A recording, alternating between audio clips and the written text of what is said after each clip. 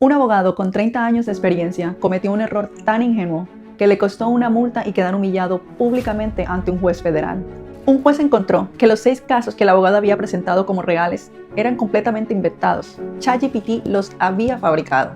No existía ninguno. Hoy vas a entender por qué ese no es un error que podamos arreglar, qué ellas fallan más y en qué situaciones, y voy a compartir contigo 3 hábitos concretos para convertirte en ese filtro que ninguna máquina puede reemplazar.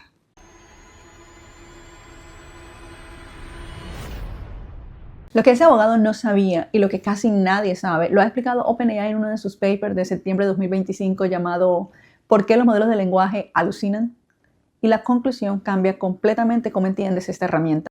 La razón por la que ChatGPT inventa no es una falla que vamos a ver que se resuelva en la próxima actualización, sino que es una consecuencia directa de cómo fue entrenado. A los modelos de lenguaje se les hacen preguntas, se les evalúan las respuestas y se les premian si aciertan.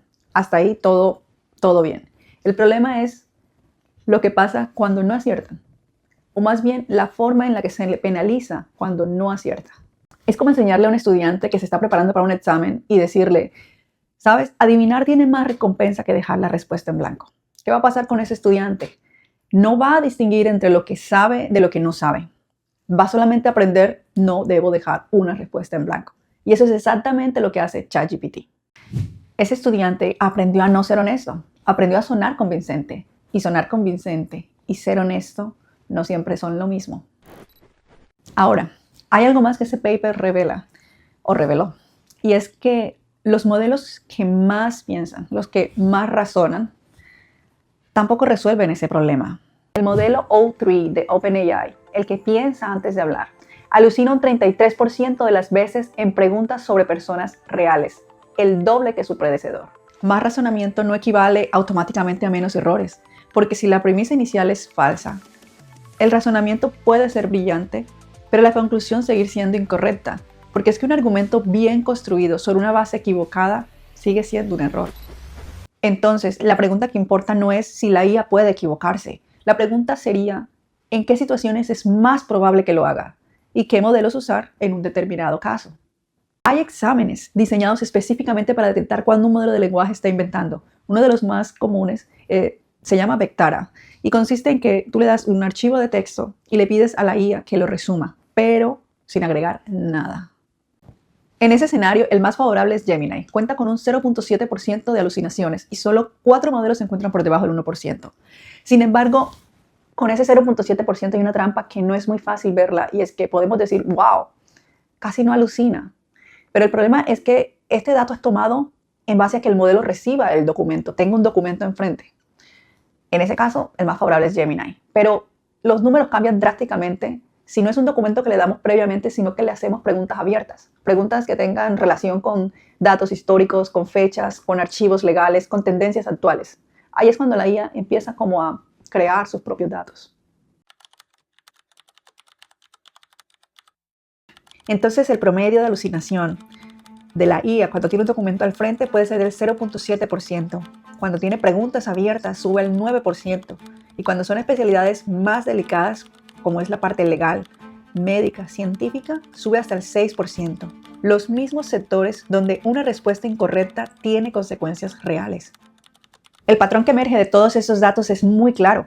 Cualquier modelo de IA es más confiable cuando trabaja con información que nosotros le hemos suministrado previamente que cuando tiene que recurrir a su memoria, porque la memoria de la IA es su punto débil.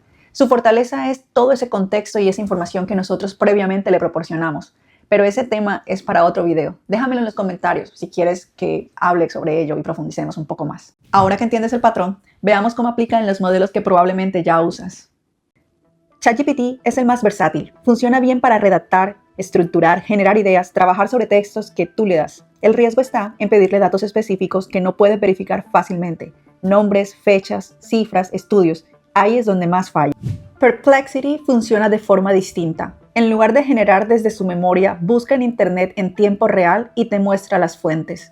Para datos actuales, estadísticas recientes o hechos verificables, es la opción más segura, no porque sea infalible, sino porque puedes ver de dónde sacó cada cosa.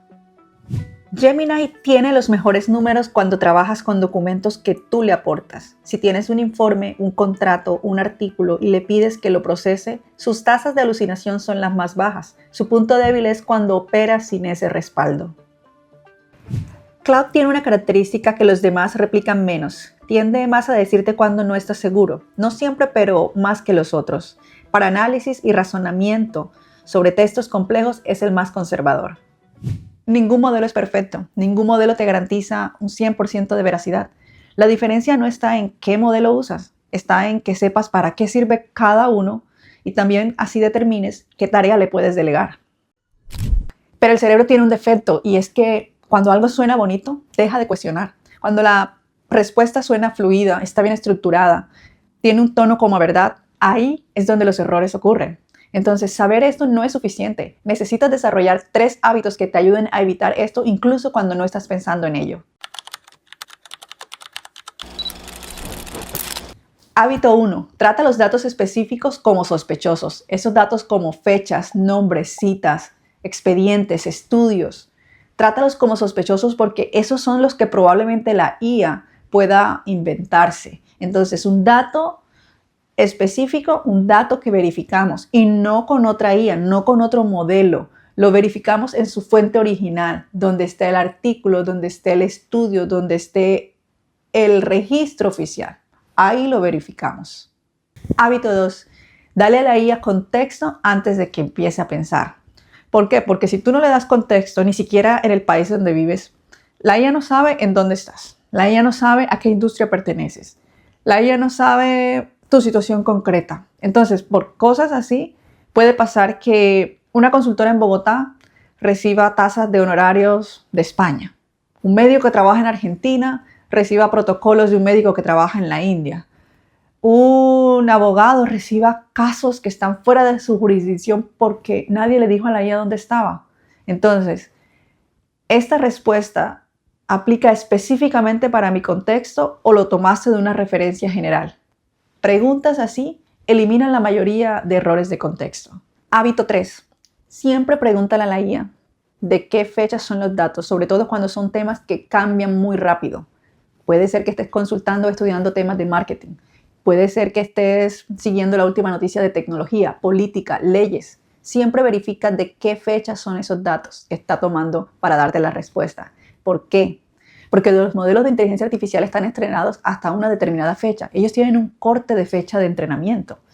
Claude lo tiene hasta agosto de 2025, es lo último que se ha sabido al respecto. Entonces, pueda que nos dé una respuesta que no esté actualizada. Y no porque lo quiere inventar, es porque sencillamente no está en su base de datos. ¿Cuál es la fecha más reciente de los datos que estás usando para generar esta respuesta? Puedes preguntarle algo así o puedes consultarle explícitamente, directamente, hasta qué fecha tiene información.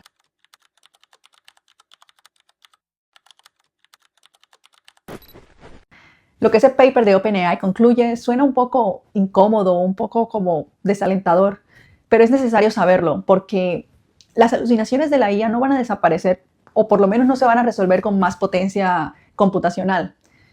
Van a persistir incluso si seguimos entrenando a los modelos, premiándolos por sonar convincentes y no por ser honestos. Eso significa entonces que la parte crítica, la parte que diferencia o que reconoce lo que es verdadero de lo que es inventado, no va a depender de la máquina, no va a venir de la máquina. Va a depender y va a venir de nosotros. Y eso, lejos de ser una limitación, es el espacio perfecto para que tu criterio, tu juicio, tu sentido común prevalezca y sea irreemplazable en esta era de la inteligencia artificial. Si este tipo de análisis te es útil, déjame pedirte un favor. Suscríbete al canal, porque eso le dice al algoritmo que estas conversaciones importan y así pueda llegar a más personas y a más profesionales que probablemente pueda que lo necesiten. Y si quieres ir más profundo en mi newsletter Entre Humanos y Máquinas, suelo dejar a veces frameworks listos para probar. No te pido que los sigas al pie de la letra, sino que los pruebes, los evalúes, los modifiques, los hagas muy tuyos y los ajustes para que funcionen para tu caso específico. El link te lo dejo en la descripción. Ahora ya sabes por qué la IA inventa, qué modelo es más confiable según la tarea y cómo protegerte. Pero hay un problema que todavía no se resuelve cuando incluso la IA te da datos correctos. Cuando toda la información es correcta y aún así lo que te devuelve es tan genérico que pudiera haberse escrito para cualquier persona del planeta. Ese problema no tiene que ver con lo que la IA sabe, tiene que ver con cómo le estás hablando tú. Y con un sesgo que Daniel Kahneman descubrió hace décadas y que explica perfectamente cómo la IA recurre siempre al promedio cuando tú no la forzas a salir de él. En este video comparto 3 cambios de estructura que obligan a la IA a darte algo que valga la pena. Conviértete en el ingeniero de tu criterio, porque entre humanos y máquinas todavía decides tú.